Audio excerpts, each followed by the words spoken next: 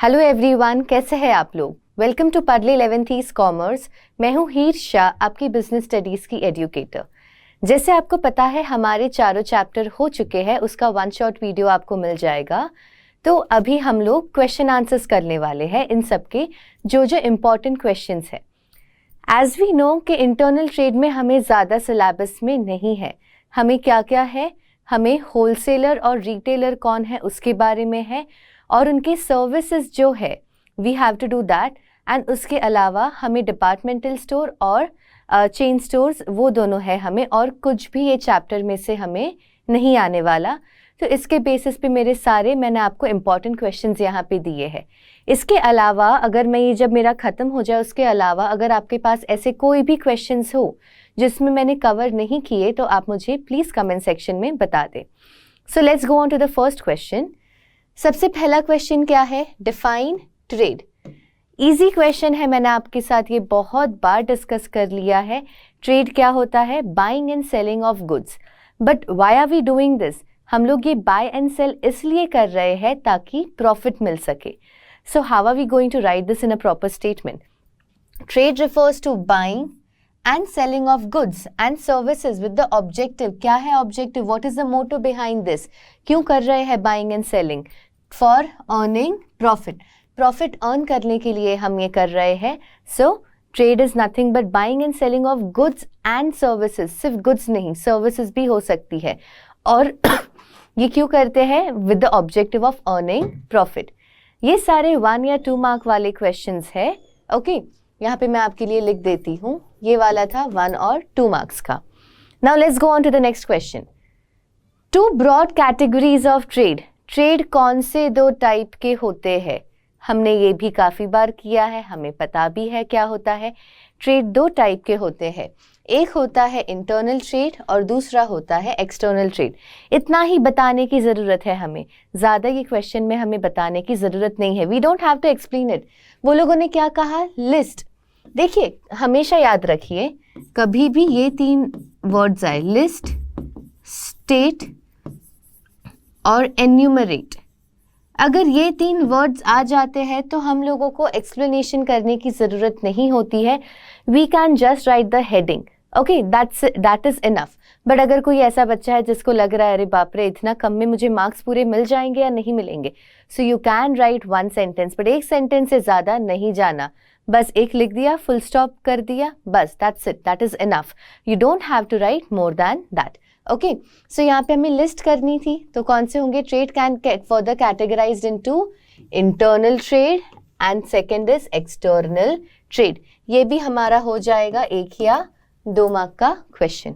Okay, internal और external trade. Let's go on to the next question. इसमें मैं ज़्यादा टाइम नहीं डालने वाली क्योंकि ये सारे छोटे छोटे हैं ना, so it's not needed. So which shop deals in specific line products. अभी स्पेसिफिक लाइन प्रोडक्ट्स, अभी देखिए ज़्यादा है ना, सोचने की ज़रूरत ही नहीं है। हमें सिर्फ 2 टाइप के हैं, हमें एक है डिपार्टमेंटल स्टोर है, हमें एक, करेक्ट, एक ये हमें है सिलेबस में, और दूसरा है chain store. Okay, chain store या तो उसका दूसरा नाम क्या है, मल्टीपल शॉप्स। सो अभी हमारे पास सिर्फ यही दोनों है, हमें और कोई है ही नहीं इसमें हमारे सिलेबस में। तो ऑब्वियसली हमें जो भी क्वेश्चन पूछेंगे इन दोनों के रिलेटेड ही होने वाला है। अभी हमें पता है डिपार्टमेंटल स्टोर में हमें सारी ही चीज़ें मिलती है, करेक्ट, जो भी हमें चाहिए वो हमें यहाँ पे मिल जाता है। सो ऑब्वियसली स्पेशलाइज्ड वाला कौन सा होगा, it's going to be chain store. Okay, chain store या तो मल्टीपल शॉप। अंडरस्टूड। सो देखिए इतने सारे हैं ना, नैरो इट डाउन। सारे तो हमें याद रखने नहीं थे, हमें सिर्फ 2 याद रखने थे। तो दोनों में से एक डिपार्टमेंटल है, उसमें सब कुछ मिलता है, वाइड वैरायटी, जबकि मल्टीपल शॉप्स जो है that is a chain store, उसमें हमें स्पेशलाइज्ड ही मिलते हैं। ओके, जैसे कि बाटा मैंने आपको एग्जाम्पल दे चुकी हूँ। बाटा में हमें क्या मिलेंगे, सिर्फ shoes, that is footwear. Okay, let's go on to the next one. 2 example of chain store, जैसे अभी मैंने आपको एक बता दिया बाटा, और दूसरा मैंने आपको पहले भी बताया था निरोला। ओके, खाने का जो फूड चेन है ना दैट वन। ओके, वो हमें क्या होता है सब जगह, देखिए निरुला और बाटा दोनों अगर आपने देखे होंगे आपको पता होगा सब जगह ये जो शॉप्स है एक जैसे ही दिखते हैं, सब में एक जैसी चीज़ें ही होती है और सबके कॉस्ट भी एक जैसे ही होते हैं। ओके, ऐसा नहीं होगा कि आपने अगर कुछ देखा निरुला में, अगर आपको छोले भटूरे लेने थे 60 रुपीज़ के एक शॉप में थे, अब दूसरे शॉप में गए तो वहाँ पे 40 या तो 80 दोनों के नहीं मिलेंगे, you will get it for 60 rupees only. Fine. So कौन से दो एग्जाम्पल यहाँ पे लिखे, अगर आपके पास कोई और एग्जाम्पल हो you can write that also. यहाँ पे मैंने सिर्फ ऐसे ही 2 एग्जाम्पल दे दिए थे। ओके, ये भी आपका हो जाएगा 1 या 2 मार्क का। Now they are asking distinguish between a wholesaler and retailer. Wholesaler और रिटेलर के बीच में डिफरेंस पूछ रहे हैं। देखिए डायरेक्टली ऐसे हमें बुक में नहीं दिया है, बट अगर हमने पढ़ा है होलसेलर और रिटेलर के बारे में हम लोग इजीली इसके बारे में आंसर लिख सकते हैं।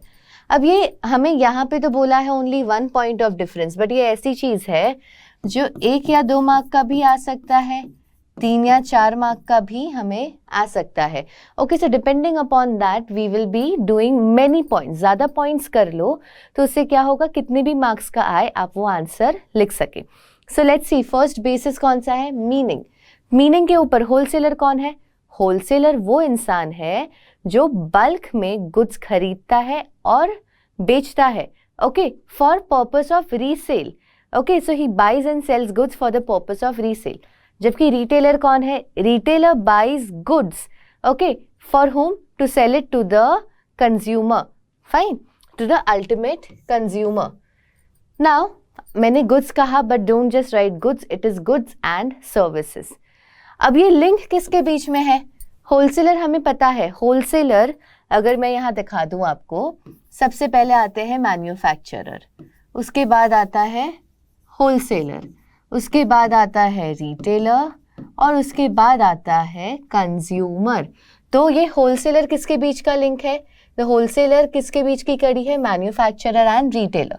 जबकि जो रिटेलर है वो किसके बीच की कड़ी है, wholesaler and consumer.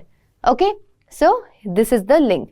Risk bearer कौन है, रिस्क कौन बेयर करता है, होलसेलर रिस्क बेयर करता है, क्योंकि वो क्या करता है, सारे के सारे गुड्स वो खरीद लेता है मैन्युफैक्चरर से और बाद में सारे रिस्क, अगर किसी ने खरीदा नहीं खरीदा, अगर कुछ फैशन चेंज चोरी हो गई, कुछ भी हो गया, सारे रिस्क कौन बेयर करेगा, होलसेलर।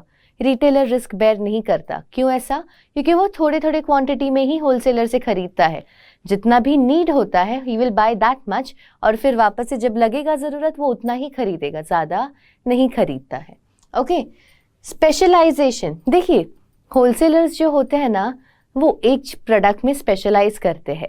जैसे एक होलसेलर है वो राइस में ही स्पेशलाइज कर रहा है, एक होलसेलर है वो डिफरेंट टाइप ऑफ वीट में स्पेशलाइज कर रहा है, एक होलसेलर है वो सिर्फ टॉयलेटरीज में स्पेशलाइज कर रहा है।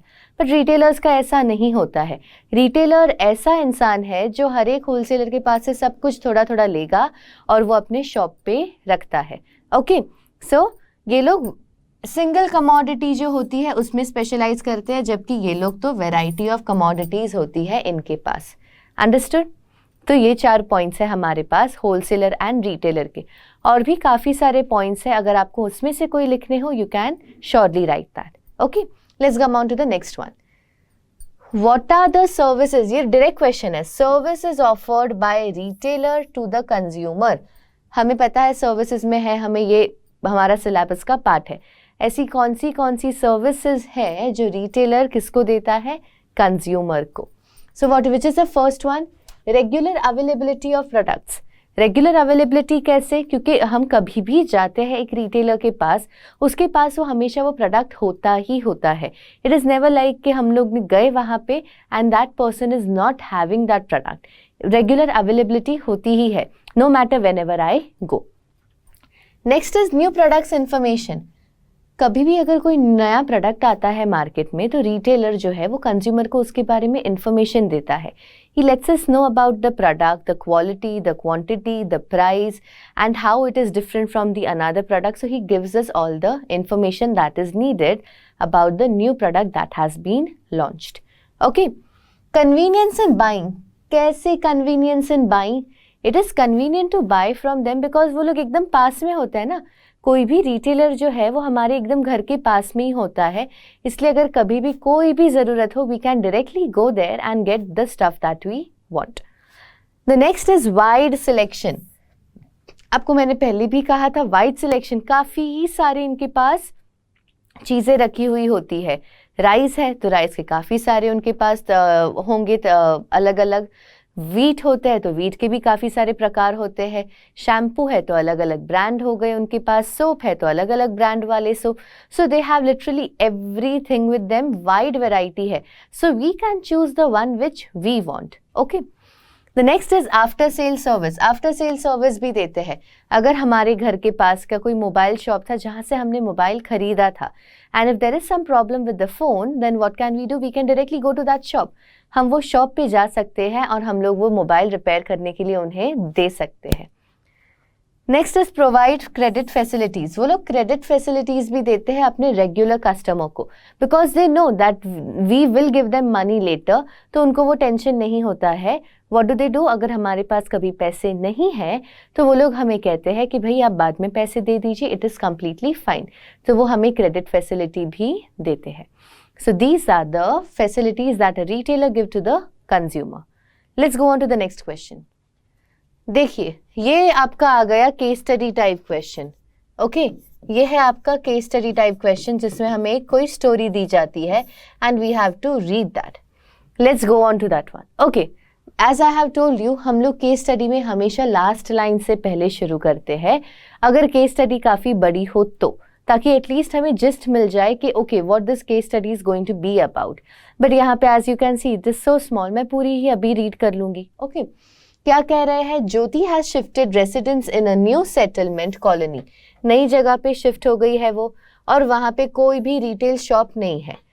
What difficulties will Jyoti face in above cases, उसे क्या क्या डिफिकल्टीज होने वाली है।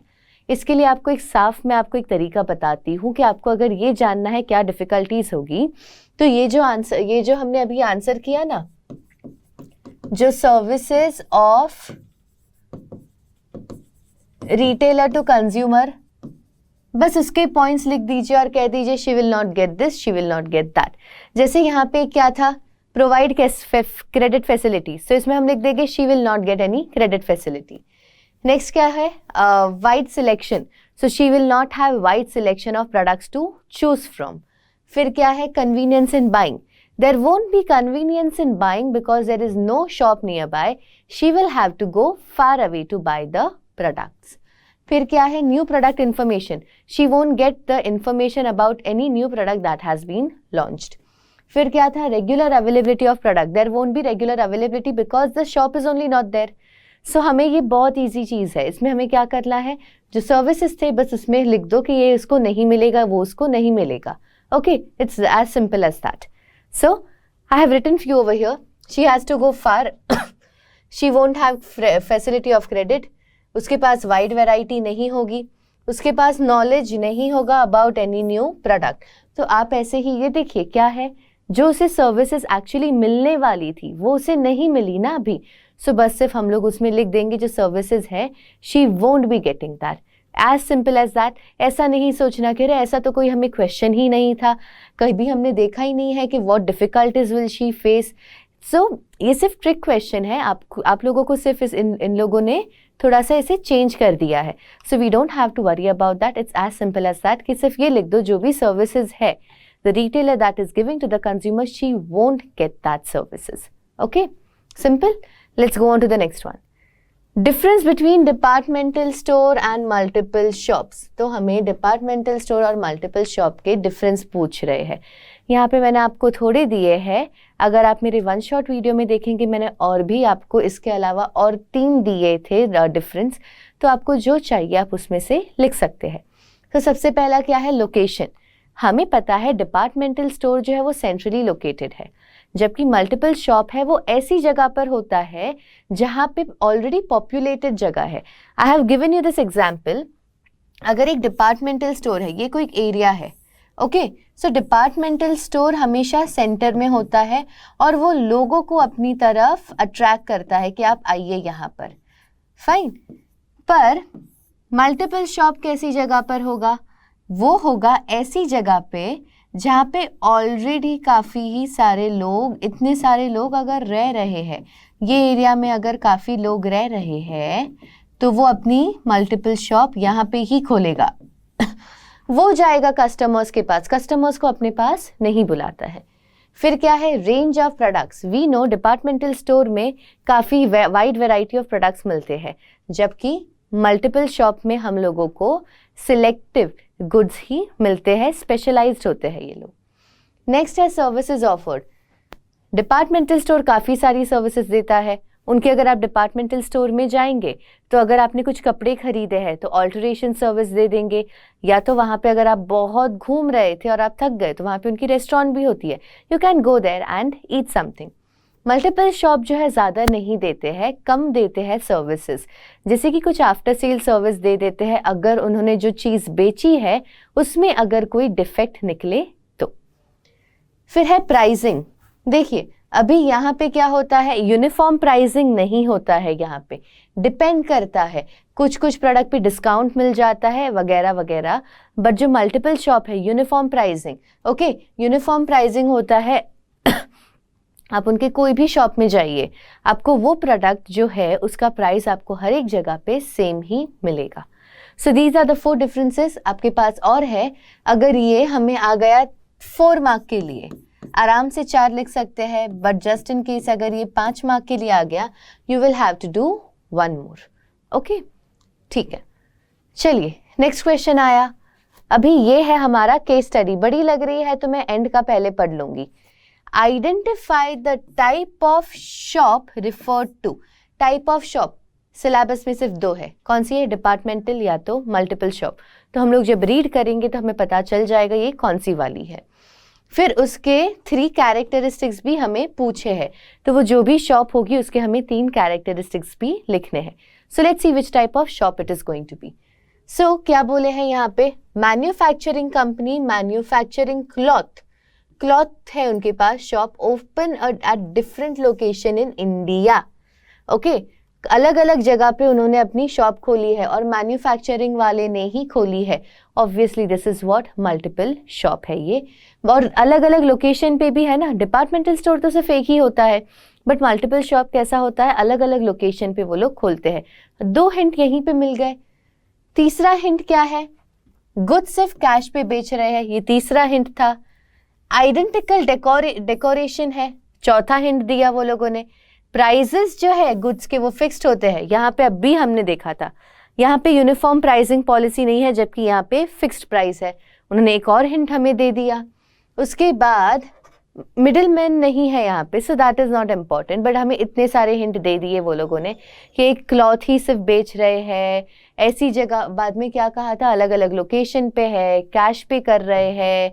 तो ये सारे इतने सारे इन्फॉर्मेशन से वो हमें क्या बताना चाह रहे थे, ये कौन सी है, मल्टीपल शॉप।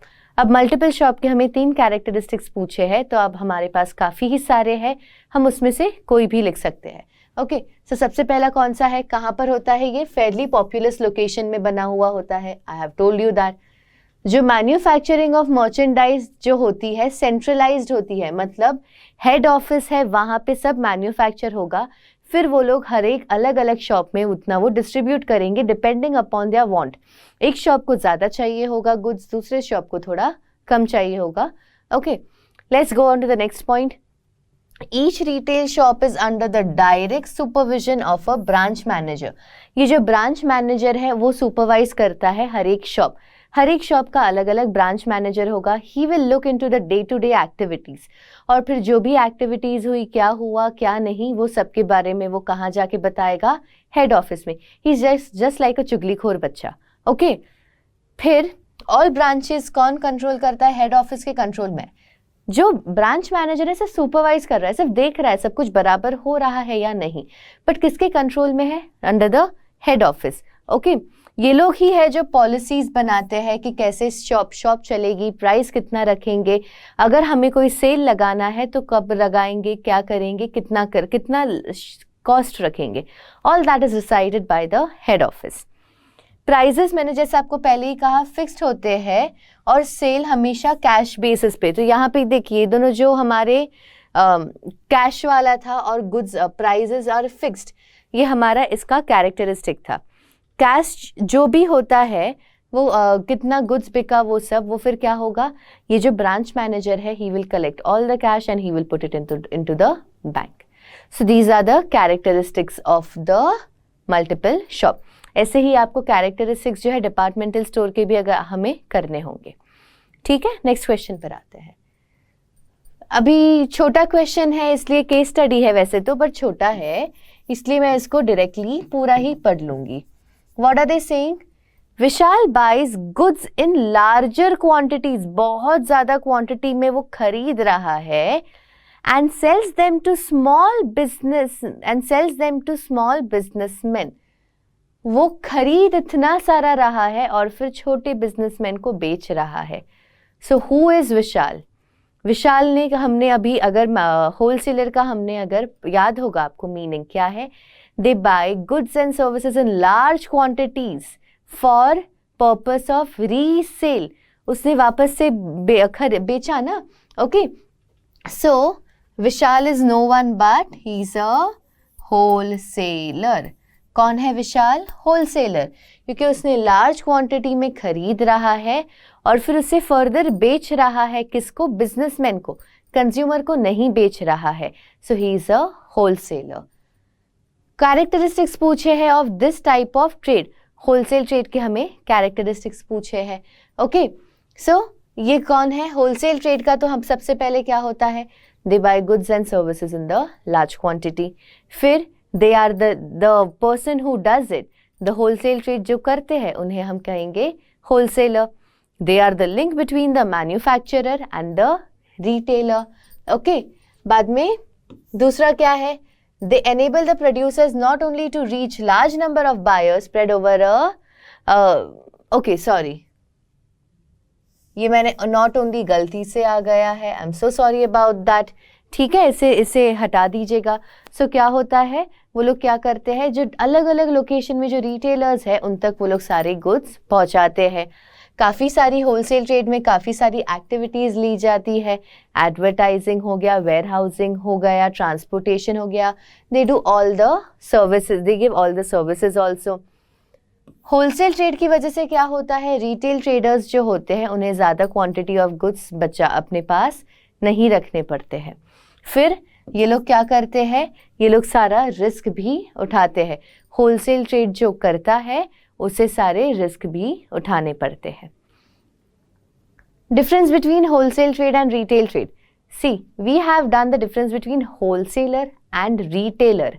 ओके, वो इंसान के बीच में हम लोग डिफरेंस देख रहे थे। अभी हम ट्रेड कि होलसेल ट्रेड और रिटेल ट्रेड एग्जैक्टली होता क्या है उसका डिफरेंस देखेंगे। तो होलसेल ट्रेड क्या होता है, buying and selling of goods in large quantities, okay, for purpose of resale. Retail trade क्या होता है, sale of goods and services directly to the ultimate consumer. तो यहाँ पे मेरी वर्डिंग चेंज हो गई। अगर मुझे होलसेलर पूछते तो I would have said wholesaler is the person who buys and sells good, but यहाँ पे मुझे होलसेल ट्रेड पूछा है, so what did I write, wholesale trade is buying and selling of goods.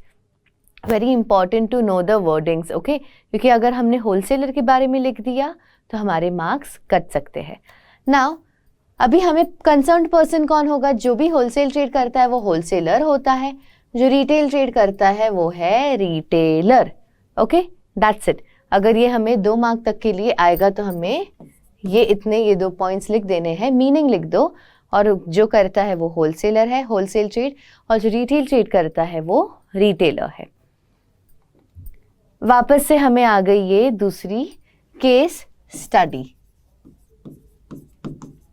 ठीक है, जैसे आप देख रहे हैं यहाँ पे बड़ी लग रही है तो मैं सिर्फ सीधा एंड से क्वेश्चंस रीड करना शुरू करूंगी। सो यहाँ पे सबसे पहला क्वेश्चन क्या पूछा है, identify this type of shop. वापस से आ गया दिस टाइप ऑफ शॉप, तो हमारे पास 2 ही है, डिपार्टमेंटल स्टोर या तो चेन स्टोर, इन दोनों में से ही कोई ऊपर हो सकती है। नेक्स्ट क्या है, quoting lines from the above paragraph describe 2 characteristics of the shop। देखिए बहुत इंपॉर्टेंट है ये चीज समझना। वो लोगों ने कहा ऊपर की लाइन पढ़ो और उसमें से बताओ कि यहाँ पे ये लाइन में कौन से कैरेक्टरिस्टिक्स दिए हैं। सो हम लोग कोई भी कैरेक्टरिस्टिक्स नहीं लिख सकते, ये लाइन के हिसाब से जो हमें कैरेक्टरिस्टिक्स दिख रही है we can just write that. अगर ये पार्ट जो है ना, मैं आपको I just change the colour and I show it to you. अगर ये जो पार्ट है ना, ये अगर नहीं होता, if this was not there, और सिर्फ ऐसे कहा होता describe 2 characteristics of the shop, अगर ऐसे कहा होता describe 2 characteristics of the shop, तो आप कोई भी कैरेक्टरिस्टिक्स लिख दो यहाँ पे जो शॉप बताई है उसके बारे में। But since they have said कि यहाँ ये कोट करा है, ये जो लाइन है आपको उसमें से बतानी है, so you can't right any other characteristics. Okay, अगर ऐसे ही कोई भी कैरेक्टरिस्टिक्स लिख देंगे तो हमारे मार्क्स भी हमें नहीं मिलने वाले हैं। So we have to understand the wording very well. तीसरा क्वेश्चन क्या पूछा है, 4 एडवांटेजेस ऑफ सच शॉप। तो देखिए यहाँ पे भी 4 एडवांटेजेस बोला है ना, कोई भी लिख दो। This is what I was trying to explain. यहाँ पे अगर ऐसा कहा होता 4 advantages of such shop from the above line, तो हमें ये लाइन में अगर हमें कुछ ऐसे दिए हैं एडवांटेजेस, हम वो ही लिखेंगे। So we can write all the advantages. So इसका मतलब ये हुआ बच्चों कि हम लोगों को सारे ही एडवांटेजेस, डिसएडवांटेजेस, कैरेक्टरिस्टिक्स करने पड़ेंगे। द रीजन बीइंग, अगर ऐसे केस स्टडी वाले क्वेश्चन आ गए वो टाइम पे हम क्या करेंगे। ओके, अगर हमारे पास थे 6, हम करके गए सिर्फ 4, और यहाँ पे पूछा coating lines from the above, और उसमें वही 2 आ गए जो आपने किए नहीं थे, आंसर लिखना दिक्कत हो जाएगी। That is the reason why we have to do all the points. देखिए अंदर का एक्सप्लेनेशन बाय हार्ट नहीं करना है, all we have to do is we have to remember the heading. Heading याद रखना काफ़ी ईजी है हमारे लिए, एक्रोनिम बना के याद रख लो, या तो आपको सीधा लिख कर याद रह रहा है लिख के याद कर लो, it is completely up to you. But whenever these kind of case study question आते ही आते हैं, इसलिए उसकी वजह से हमें सारे हेड पॉइंट्स करना बहुत इंपॉर्टेंट है।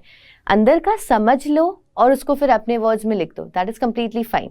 ओके, सो यहाँ पे अभी हम लोगों को रीड करना पड़ेगा क्या बताया। I just erase this part. Okay, so यहाँ पे ये लोग बता रहे हैं हमें, Uma a village girl comes to Delhi to visit her relatives. She goes with her cousin to a shop which is centrally located. मुझे आगे पढ़ने की ज़रूरत ही नहीं है। I know centrally located कौन सी होती है, डिपार्टमेंटल स्टोर, क्योंकि ये जो मल्टीपल शॉप थी वो कहाँ पे बनती है, जहाँ पे बहुत ज़्यादा पॉपुलेशन होता है। सो हो गया, ये मुझे पूरा भी नहीं पढ़ना पड़ा, पर अगर आपको इससे सेंट्रली लोकेटेड अगर आप भूल गए, आगे भी पढ़ लेते हैं। She becomes astonished by the varieties of goods. Varieties of goods, 2 hint दिए हैं, एक तो सेंट्रली लोकेटेड है और दूसरा क्या है, वेराइटीज ऑफ गुड्स, और यही दोनों कैरेक्टरिस्टिक्स है इसके, है ना, इजी हो गया। सो ये कौन सा है, हमारा डिपार्टमेंटल स्टोर है, it's a departmental store.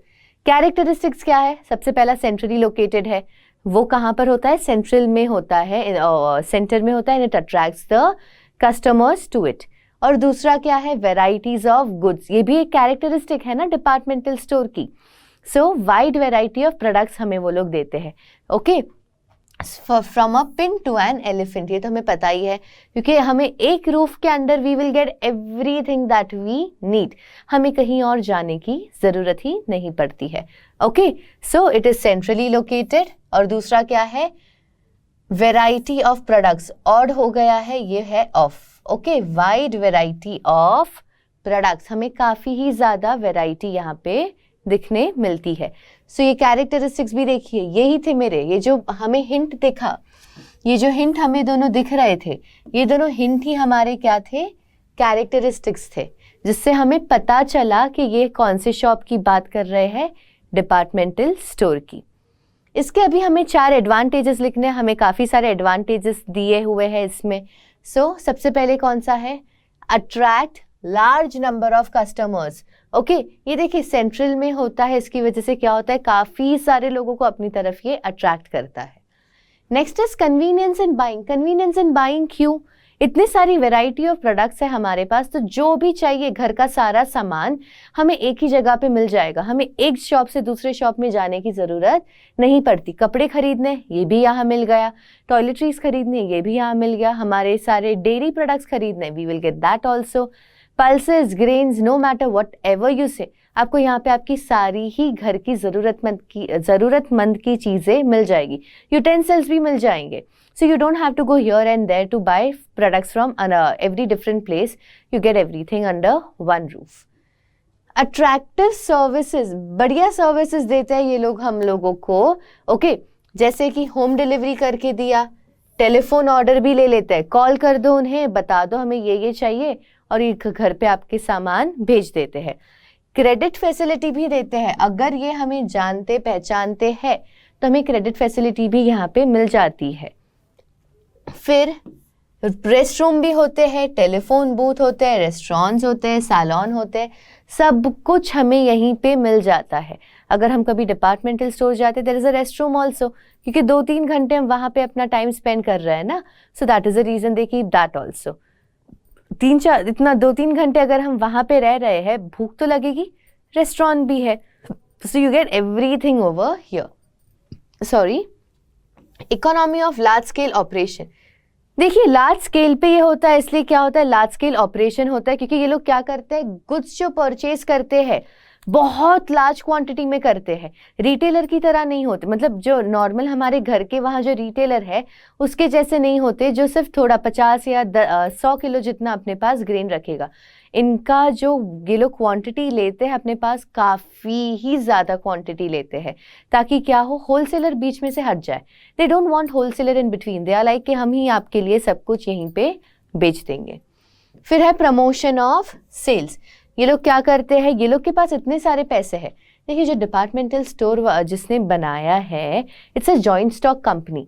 Joint stock company के पास जो कैपिटल होता है वो नॉर्मल प्रोप्राइटर हो, जो सोल प्रोप्राइटर हो, पार्टनर्स हो, उनसे उनके पास हद से ज़्यादा कैपिटल होता है। इतना ज़्यादा कैपिटल होने की वजह से वो लोग एडवर्टाइजिंग और प्रमोशनल एक्टिविटीज़ भी अंडरटेक कर सकते हैं, जिसकी वजह से क्या होगा, उनकी सेल्स काफ़ी ज़्यादा बढ़ जाएंगे। Understood? So this was a question. इसमें हमें 3 चीज़ें पूछी थी, हमने तीनों का आंसर बता दिया। ओके, ये आपको आराम से आ जाएगा 5 मार्क का। वैसे यहाँ पे 4 एडवांटेजेस पूछना ज़रूरी नहीं है, कम भी आपको पूछ सकते हैं, but it's always better to do more.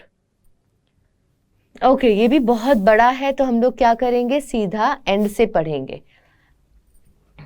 Explain 3 services rendered by retailer to wholesaler और manufacturer.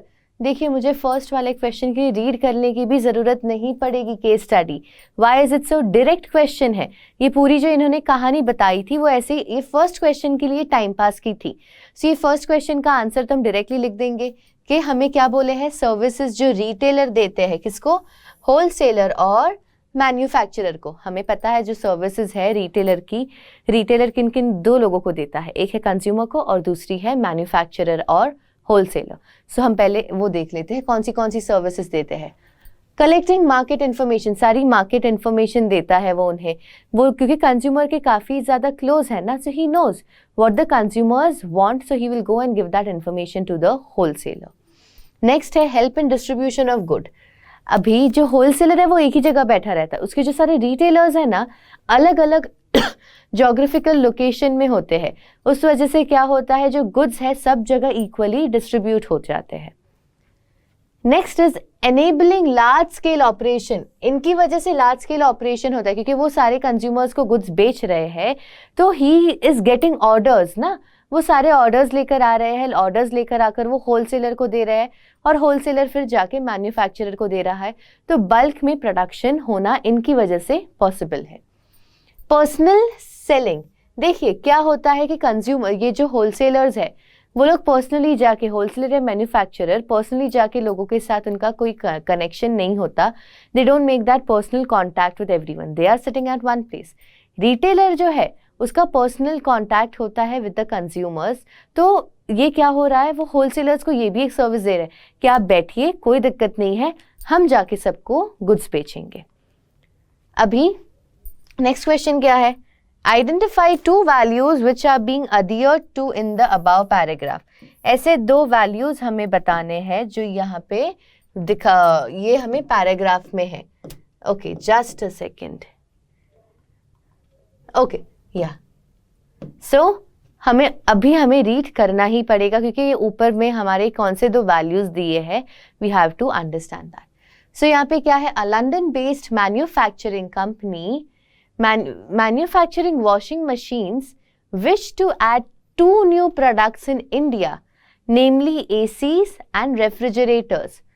Out of a lot of 10 applicants, the company chose 2 wholesale firm. अभी देखिए जो मैन्युफैक्चरर वो लोग डिसाइड करेंगे कि हमें हमारे प्रोडक्ट्स किसको देने हैं। तो उन्होंने 10 उनके पास एप्लीकेशन आए थे, वो 10 में से उन्होंने 2 लोगों को चूज किया, हेडेड बाय फीमेल्स। ये देखिए, हेडेड बाय फीमेल्स। तो इससे हमें क्या एक कौन सी वैल्यू मिल गई, विमेन एम्पावरमेंट, क्योंकि उन्होंने उन लोगों को चूज किया, वैसी कंपनी को जिसमें जो कौन हेड कर रहा था, women. Okay, whose proposals were very competitive and attractive, not just because they were women. Okay, इसलिए भी क्योंकि उनके जो प्रपोजल थे वो बढ़िया भी थे।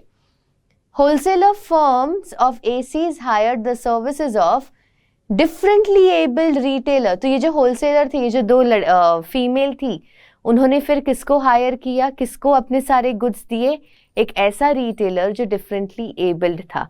सो इससे क्या हुआ, उन्होंने एम्प्लॉयमेंट जनरेट की। ओके, और वो लोगों ने क्या किया, जो सोशल कंसर्न था, they had social concern, they wanted to do something for the people. Okay, so ये 2 वैल्यूज हमें यहाँ पे 3 वैल्यूज हमें दिख गई। हरी at competitive price to sell ACs in Delhi. Hari informs his wholesaler firm head that the consumers of Delhi wish that their houses are cold when they reach their homes in the scorching heat of Delhi. Okay, so क्या हरी ने जाके क्या कहा wholesalers को, उसने market information दी कि देखिए लोगों का ये कहना है कि घर ठंडा होना चाहिए इतनी गर्मी के टाइम पे जब हम घर पहुंचे। सो अभी यहाँ पे अगर आप क्वेश्चन ध्यान से सुनेंगे, देखिए, explain services rendered by retailer to wholesaler और मैन्युफैक्चरर। सिर्फ इतना बताया, इसलिए मैं कोई भी सर्विस लिख सकती हूँ। But what if they would have asked, quoting from the line above, write the services which are being rendered by retailer to wholesaler और manufacturer। तो ऊपर वाली लाइन हमें पढ़नी पड़ती और उसमें से बताना पड़ता कि वो कौन सी सर्विस प्रोवाइड कर रहा है। तो इसमें कौन सी सर्विस प्रोवाइड कर रहा था, इंफॉर्मेशन प्रोवाइड कर रहा है, कलेक्टिंग मार्केट इंफॉर्मेशन है। Okay, and helps in distribution of goods को डिस्ट्रीब्यूट करने में हेल्प किया ना, लंदन में था और लंदन से भी दिल्ली में जा रहा है गुड्स, तो गुड्स को डिस्ट्रीब्यूशन में भी हेल्प किया। So at such a time you have to be very careful. Okay, you have to read the question very carefully. So अभी आ जाते हैं नेक्स्ट बी वाले पे, what are the values. So एक है विमेन एम्पावरमेंट, एम्प्लॉयमेंट अपॉर्चुनिटी दी और उन्हें सोशल कंसर्न भी था। 2 की जगह मैंने 3 बता दी, आप कोई भी लिख सकते हैं। नेक्स्ट पे आ जाते हैं, अब ये कौन सा है, वापस से हमें आ गया केस स्टडी। सो यहाँ पे अभी in your opinion what services will Prithvi firms provide to Randhir sons and Avichal firm. What services are provided by Prithvi firm to manufacturer. Okay, so सबसे पहले ये तो जान लेते हैं पृथ्वी फर्म क्या है, होलसेलर है या रिटेलर है। So let's read that. Prithvi firm buys basmati rice from different manufacturer. पहले लाइन से ही समझ में आ गया, मैन्युफैक्चरर से खरीद रहा है, मतलब ये कौन है, पृथ्वी फर्म एक होलसेलर है। Okay, and sells these to Randhir sons and Avichal bros. Avichal brothers को बेच रहा है, bros, you know. So obviously अभी ये मैन्युफैक्चरर किसको बेचता है, रिटेलर को। तो ये Randhir sons and Avichal brothers, ये दोनों हमारे कौन है, रिटेलर्स। सो यहाँ पे क्या क्वेश्चन पूछा है, इन your opinion what services will Prithvi firm, ये कौन था हमारा, मैन्युफैक्चरर प्रोवाइड्स टू रिटेलर। तो मैन्युफैक्चरर कौन सी सर्विसेज प्रोवाइड कर रहा है, रिटेलर को, हमें उसके बारे में बताना है। और what services are provided by sorry, यहाँ पे गलती से मैन्युफैक्चरर बता दिया ना, होलसेलर, सॉरी गलती हो गई। So what services are being provided by wholesaler to retailer, और यहाँ पे what services are provided by wholesaler to manufacturer. So यही है, इजी है। होलसेलर कौन सी सर्विसेज प्रोवाइड कर रहा है रिटेलर को, और होलसेलर कौन सी सर्विसेज प्रोवाइड कर रहा है मैन्युफैक्चरर को, हमें उस बारे में बताना है। ओके, तो सबसे पहले हम जाते हैं इसमें फर्स्ट होलसेलर टू रिटेलर की बात करते हैं। सो इसमें सबसे पहले अवेलेबिलिटी ऑफ गुड्स, जब भी उन्हें गुड्स खरीदना हो वो अवेलेबल रखता है अपने पास। नेक्स्ट क्या है, मार्केटिंग सपोर्ट, मार्केटिंग उनके लिए करवाता है, ट्रांसपोर्टेशन फैसिलिटी देता है, स्टोरेज फैसिलिटी देता है, एडवर्टाइजिंग सब वो करवाता है ऑन बिहाफ। तो रिटेलर को ये सारे झंझट की प्रॉब्लम ही नहीं, क्योंकि सब लोगों को अभी गुड्स के बारे में पता है। इस वजह से क्या हो जाता है, everyone can easily come and buy the goods, he does not have to do anything. Grant of credit, wholesaler जो है वो क्रेडिट फैसिलिटी देता है, रिटेलर को कहता है तुम अभी गुड्स लेके जाओ, कोई दिक्कत नहीं है, मुझे बाद में पैसे दे देना। अभी पृथ्वी ने, ये जो होलसेलर है टू रिटेलर कौन सी सर्विसेज दे रहा है, let's see that. Facilitating large scale production, काफी सारे रिटेलर्स के पास से ऑर्डर लेकर आता है, छोटे छोटे रिटेलर्स के पास से छोटे छोटे ऑर्डर लेकर आएगा तो बहुत बड़ा ऑर्डर बन जाएगा, वो जाके वो फिर होलसेलर को देता है। तो होलसेलर को क्या होता है, बहुत सारा गुड्स प्रोड्यूस एक टाइम में वो कर सकता है। बेयरिंग रिस्क, रिस्क बेयर करना कैसे, होलसेलर है ना सारे गुड्स खरीद लेता है मैन्युफैक्चरर से, वो कहता है तुम सिर्फ मैन्युफैक्चर करके दो, बाकी का सारा काम मेरा, इसे स्टोर भी मैं करूंगा, ट्रांसपोर्ट भी मैं करूंगा, सब कुछ मैं करूंगा। सो अगर कभी भी कुछ भी हो जाए, लेट्स इमेजिन वेयर हाउस में उसने अपने गुड्स रखे हैं, आग लग गई, चोरी हो गई, कुछ भी हो गया, तो सारे रिस्क कौन बेयर करेगा, होलसेलर। तो मैन्युफैक्चरर को वो भी एक थोड़ा शांति हो गई। फाइनेंशियल असिस्टेंस भी देता है। फाइनेंशियल असिस्टेंस कैसे, होलसेलर जो है वो क्या करता है, जो रिटेलर है उसे क्रेडिट देता है, बट खुद कभी भी क्रेडिट पे खरीदता नहीं है, वो हमेशा जब भी गुड्स खरीदता है तभी के तभी कैश दे देता है। ओके, सो इससे क्या होता है कि मैन्युफैक्चरर को तभी के तभी तुरंत पैसे मिल गए। उसके अलावा वो और क्या करता है कि जब भी उससे अगर समझिए कुछ जो ऑर्डर दिया उसने, एडवांस में ही वो पैसे दे देगा कि भाई आपके पास अगर शायद पैसे ना हो, आप एक काम करें, मुझसे पहले ही पैसे ले ले, रॉ मटेरियल्स आप इससे खरीद ले और मैन्युफैक्चर करके आप मुझे बाद में गुड्स दे दे। So these are the services that the wholesaler gives to the manufacturer. Okay, I hope you have understood what we have done today. सारे important questions हमने खत्म कर लिए हैं। अगर इसके अलावा आपके पास और भी कोई questions हो, please let me know about it. I will try to give an answer for all your questions. Okay? Thank you so much.